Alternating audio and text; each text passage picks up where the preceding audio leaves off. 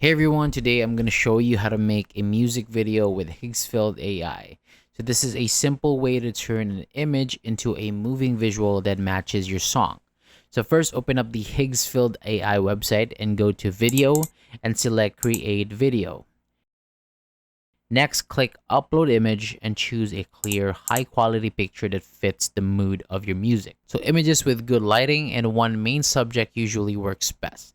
After uploading the image, write a prompt describing the mood, setting, lighting, camera movement, and speed that you want.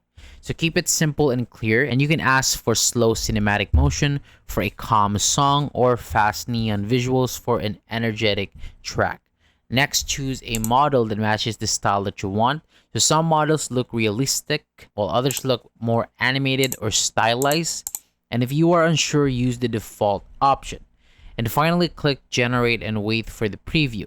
And if the results does not match your song, adjust the prompt, change the camera movement, and simplify the effects. Or try another model. So once you are happy with the clip, it is ready to pair with your music. Thank you so much for watching. For more videos like this, hit the subscribe button below and I'll see you on the next video.